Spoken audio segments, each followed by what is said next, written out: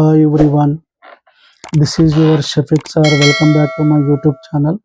Today also I'm going to explain the another important topic, that is the what is the causes of inflation. So previous video లో నేను చాలా clear గా explain చేశాను. What is the types of inflation అనేది నేను clear గా చెప్పాను. Inflation అంటే ఏంటిది, how to calculate the inflation, what is the types of inflation, that is most important for the annual examination purpose. And today also I'm going to explain the what is the causes of inflation, ఎందుకు ఏర్పడుతుంది inflation అనేటువంటిది. So inflation అంటే మీకు అందరికీ తెలుసు, వస్తువుల యొక్క ధరలు పెరుగుదలని ఇన్ఫ్లేషన్ అంటారు. The continuous rise in the price of the goods is called the inflation. So ఈరోజు మన భారతదేశంలో కూడా ఇన్ఫ్లేషన్ ప్రాబ్లం అనేది day by day, year to year చాలా ఇంక్రీజ్ అవుతూ పోతుంది. వస్తువుల యొక్క ధరలు నిరంతరం పెరుగుతున్నాయి కాబట్టి that is called is a inflation అని మనం చెప్పవచ్చు. So what is the main causes of inflation? Not only India, everywhere throughout the world there is a inflation problem is there. What is the main causes of inflation? This is also important for the annual examination purpose. So please, who are not subscribe my channel, subscribe my channel, share and like my channel. Okay, listen here ma, what is the causes of inflation? So first one, increase in aggregate demand for good. Aggregate అంటే the total. Aggregate means total demand for the goods. So total demand for కమాడిటీకి aggregate demand అనేది పెరగడం ద్వారా ఎందుకు పెరుగుతుంది మన భారతదేశంలో? Simple, aggregate demand ఎందుకు పెరుగుతుందంటే పాపులేషన్ ఇంక్రీజ్ అవుతుంది.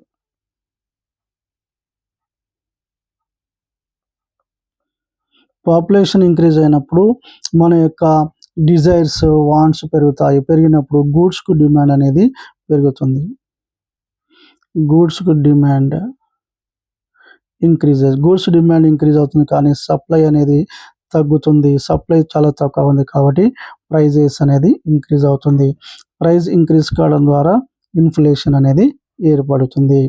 So what is the increase in the aggregate demand for the commodity? ఎందుకు మన దేశంలో వస్తువులకు డిమాండ్ నిరంతరంగా పెరుగుతూ పోతుందంటే ఫస్ట్ వన్, హై పాపులేషన్. మన దేశంలో నిరంతరం ప్రతి సంవత్సరము మోర్ దాన్ 2 crores పాపులేషన్ అనేది పెరుగుతూ పోతుంది. 2 crores పాపులేషన్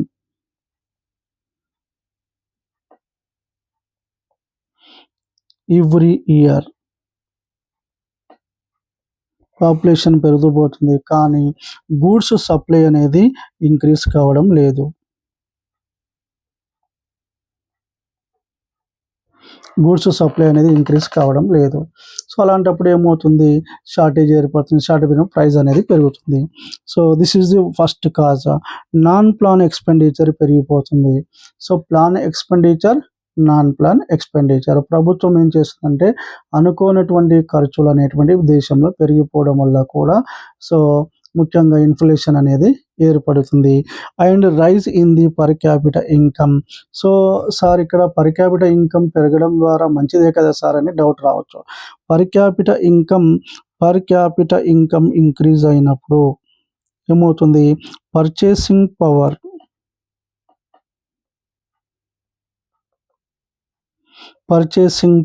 అనేది ఇంక్రీజ్ అవుతుంది.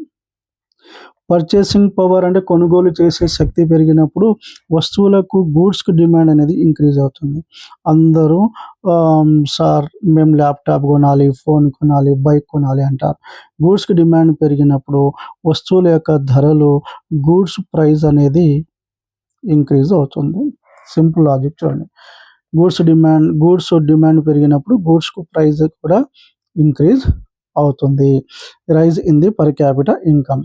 ఈరోజు బ్యాంకులు ఏం చేస్తున్నాయంటే సో తక్కువ రేట్ ఆఫ్ ఇంట్రెస్ట్కే లోన్స్ ఇస్తున్నాయి, క్రెడిట్ కార్డ్స్ ఇష్యూ చేస్తున్నాయి, ప్రతి ఒక్కరికి లోన్స్ ఇస్తున్నాయి. ఇవ్వడం ద్వారా బ్యాంకులు కొన్నిసార్లు ఏం చేస్తాయంటే సో చీప్ రేట్ ఆఫ్ ఇంట్రెస్ట్కే క్రెడిట్ ఇస్తున్నాయి, లోన్స్ ఇస్తున్నాయి. ఇవ్వడం ద్వారా మన యొక్క ఆదాయం పెరుగుతుంది. ఆదాయం పెరిగినప్పుడు ఎక్కువ వస్తువులకు కొనుగోలు చేస్తాం. కొనుగోలు చేసే శక్తి పెరుగుతున్నప్పుడు గూడ్స్కి డిమాండ్ పెరుగుతుంది. గూడ్స్కి డిమాండ్ పెరిగినప్పుడు ప్రైస్ కూడా పెరిగే అవకాశం అనేది ఉంది. And increased employment programmes. So ఈరోజు చూడండి, ఎంప్లాయ్మెంట్ ఆపర్చునిటీస్ అనేటువంటివి ఇంక్రీజ్ అవుతూ ఉన్నాయి. రకరకాల పబ్లిక్ సెక్టార్, ప్రైవేట్ సెక్టార్లు పెరగడం ద్వారా పీపుల్స్ పర్ క్యాపిటల్ ఇన్కమ్ పెరుగుతుంది. ఇన్కమ్ పెరగడం ద్వారా పర్చేసింగ్ పవర్ ఇంక్రీజ్ అవుతుంది. గూడ్స్కి డిమాండ్ పెరుగుతుంది, ప్రైజెస్ కూడా ఇంక్రీజ్ అవుతుంది. So that is the one cause. And development of projects, రకరకాల ప్రాజెక్ట్స్, ఇరిగేషన్ ప్రాజెక్ట్స్ని, రకరకాల ప్రాజెక్ట్స్ని డెవలప్మెంట్ చేయడం ద్వారా ఫార్మర్స్ ఇన్కమ్ ఇంక్రీజ్ అవుతుంది. కాబట్టి గూడ్స్కు డిమాండ్ పెరుగుతుంది, ప్రైజెస్ కూడా ఇంక్రీజ్ అవుతుంది. Increase in money supply. So కొన్నిసార్లు రిజర్వ్ బ్యాంక్ ఏం చేస్తుందంటే మనీ సప్లైని ఇంక్రీజ్ చేయడం ద్వారా పర్చేసింగ్ పవర్ పెరుగుతుంది. పర్చేసింగ్ పవర్ పెరగడం ద్వారా మళ్ళీ అది ఇన్ఫ్లేషన్కి దారి తీస్తుంది. And credit for unproductive activity. So ఈరోజు బ్యాంకులు అనేటువంటి ఓన్లీ ప్రొడక్టివ్ యాక్టివిటీ కొరకు కాకుండా అన్ప్రొడక్టివిటీ కొరకు కూడా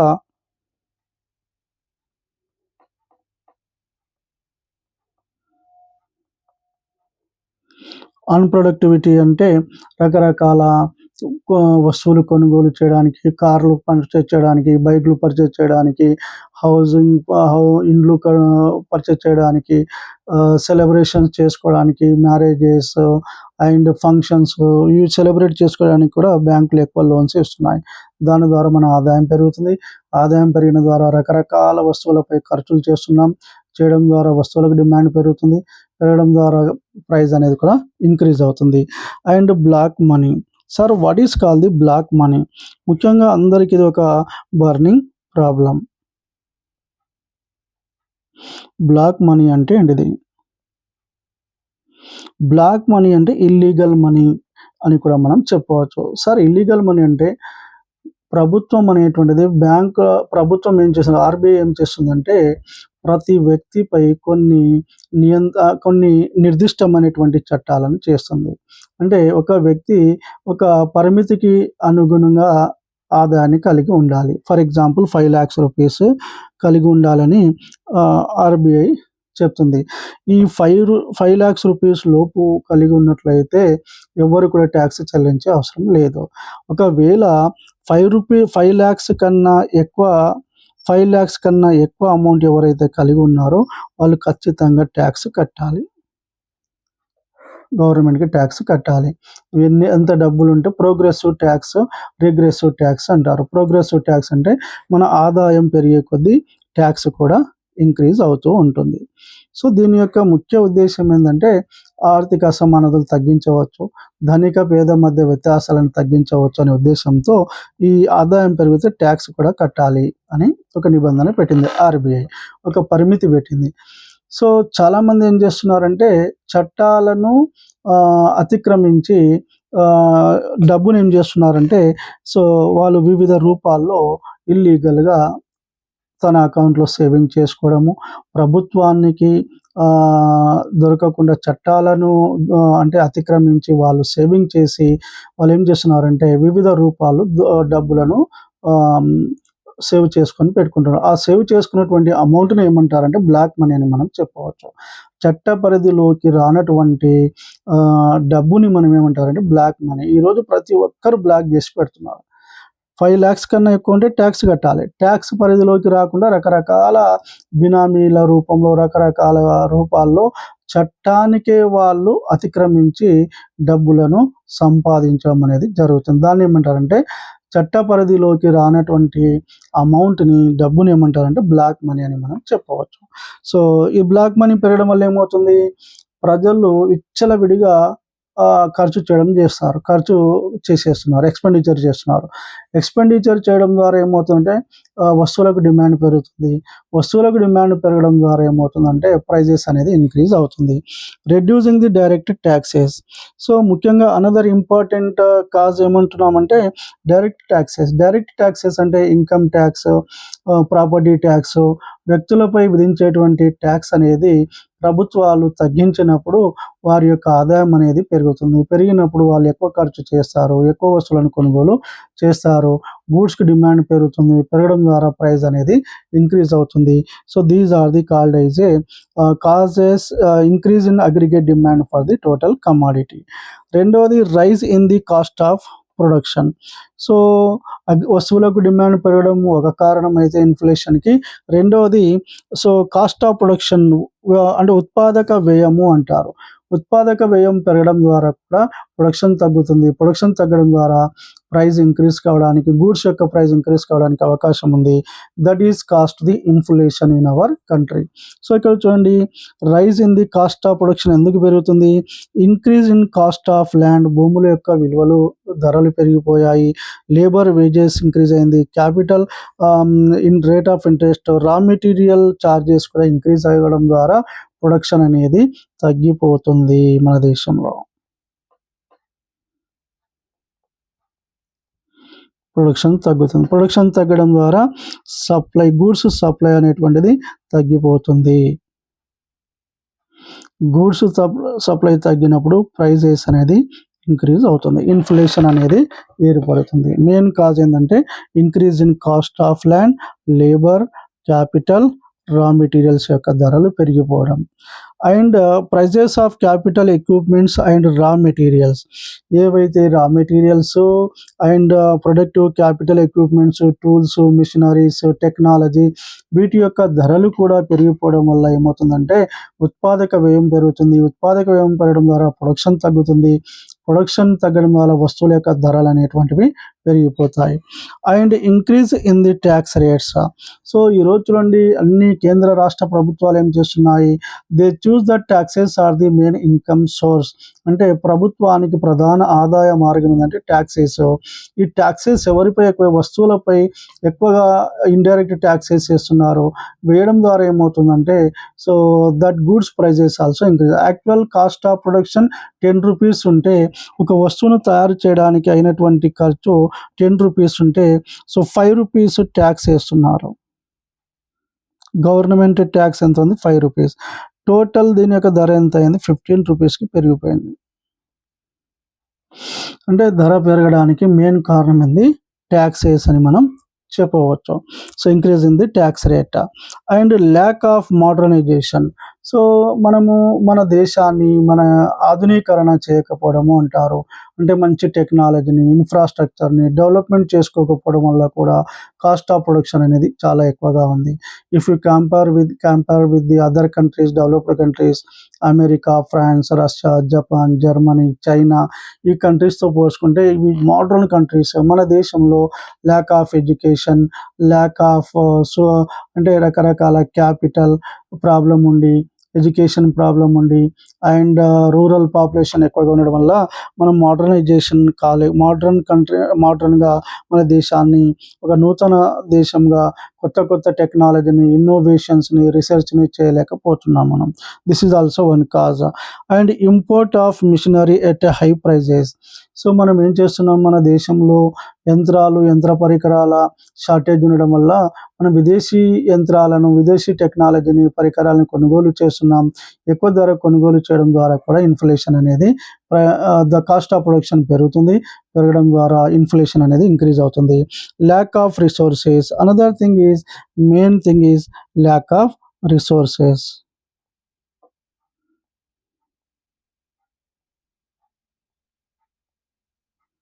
వనరుల కొరత అనేది కూడా చాలా ఉంది మన భారతదేశంలో. దీనివల్ల ఏమవుతుంది? ద కాస్ట్ ఆఫ్ ప్రొడక్షన్ పెరుగుతుంది. వస్తువు యొక్క, ఫర్ ఎగ్జాంపుల్, ఒక సెల్ ఫోన్ ఉంది. మన దేశంలో తయారు చేస్తే 50,000 ఖర్చు అవుతుంది. అదే అదర్ కంట్రీస్లో దాన్ని తయారు చేస్తున్నారు. వాళ్ళు సేమ్ ప్రోడక్ట్ని 30,000కి తయారు చేస్తున్నారు. అంటే ఏది చీప్ ఉంది? ఫారెన్ గూడ్స్ చీప్ ఉంది. అలాంటప్పుడు ఆ గూడ్స్కి ఎక్కువ డిమాండ్ ఉంటుంది, మన గూడ్స్కి తక్కువ డిమాండ్ ఉంటుంది. Resources and inefficient management. మన దగ్గర సరైనటువంటి skilled man power, organisers, entrepreneurs లేకపోవడం వల్ల కూడా ఒక మెయిన్ కాజ్గా చెప్పవచ్చు కాస్ట్ ఆఫ్ ప్రొడక్షన్ పెరగడం, ఇన్ఫ్లేషన్ ఇంక్రీజ్ కావడం. And third main cause is inadequate supply. వస్తువుల యొక్క సప్లై అనేటువంటిది కరెక్ట్గా లేదు. అంటే మన యొక్క డిమాండ్కు తగ్గ వస్తు సప్లై అనేది మన భారతదేశంలో లేకపోవడం వల్ల కూడా ఇన్ఫ్లేషన్ అనేది ఏర్పడుతుందని మనం చెప్పవచ్చు. This is the third one. ఎందుకు వస్తువు యొక్క సప్లై కరెక్ట్గా లేదు మన భారతదేశంలో అంటే, failure of monsoons, floods, seeds. Monsoons అంటే ముఖ్యంగా మన భారతదేశం అనేటువంటిది వ్యవసాయ అగ్రికల్చర్ బేస్డ్ కంట్రీ అంటారు. అంటే సరైనటువంటి టైంలో వర్షాలు కురవకపోవడం, మాన్సూన్స్ ఋతుపవనాలు రాకపోవడం, సో క్రాప్ ఫెయిల్యూర్ ఉండడం, ఇవాళ ఈ రకరకాల కారణాలతో ఏమవుతుందంటే సో ఈ ప్రొడక్షన్ అనేది తగ్గిపోతుంది. ప్రొడక్షన్ తగ్గిపోయినప్పుడు గూడ్స్ యొక్క ప్రైస్ కూడా ఇంక్రీజ్ అవ్వడానికి అవకాశం ఉంటుంది. And shortage of investment another important reason, that is the decreasing the supply. So investment problem అనేది చాలా ఎక్కువగా ఉంది మన భారతదేశంలో. సేవింగ్స్ అనేది చాలా తక్కువ చేస్తున్నారు, లో లెవెల్ ఆఫ్ సేవింగ్స్ ఉన్నాయి, కాబట్టి ఇన్వెస్ట్మెంట్ కూడా తగ్గిపోయే అవకాశం ఉంది. అండ్ అవైలబిలిటీ ఆఫ్ రా మెటీరియల్స్, మన భారతదేశంలో ఇంకొక ప్రధాన కారణం ఏంటంటే మనం వస్తూత్పత్తి చేయాలంటే రా మెటీరియల్స్ అనేటువంటివి చాలా ఇంపార్టెంట్. అంటే ఈ రా మెటీరియల్ కరెక్ట్గా లేకపోతే మనకు ఉత్పాదక వ్యయం అనేది పెరుగుతుంది, ఖర్చు పెరుగుతుంది. పెరగడం ద్వారా వస్తువుల యొక్క ధరలు కూడా పెరుగుతాయి. 10 రూపాయలకు అమ్మే వస్తువును 20 రూపాయలకు మనం సేల్ చేస్తున్నాం because of shortage of raw material. And under utilization of productive capacity like power shortage, labour unrest. మన భారతదేశంలో చూడండి, మెయిన్గా వస్తూత్పత్తి చేయాలంటే పవర్ సప్లై, ఎలక్ట్రిసిటీ అనేది చాలా ఇంపార్టెంట్, కానీ అది చాలా షార్టేజ్ ఉంది. పర్ డే 8 అవర్స్ 6 అవర్స్ మాత్రం సప్లై చేస్తున్నాం. పరిశ్రమలకు కావాల్సినటువంటి కరెక్ట్గా పవర్ సప్లై లేకపోవడము, స్కిల్డ్ లేబర్స్ లేకపోవడము, లేబర్స్ అన్రెస్ట్గా ఉండడం, ప్రొడక్షన్ తగ్గిపోతుంది. ప్రొడక్షన్ తగ్గడం వల్ల సప్లై తగ్గుతుంది. సప్లై తగ్గడం వల్ల రేట్ ఆఫ్ ఇన్ఫ్లేషన్ అనేది కూడా, ప్రైస్ పెరిగి ఇన్ఫ్లేషన్ కూడా పెరుగుతుంది. And more exports, another important reason ఏంటంటే మోర్ ఎక్స్పోర్ట్స్.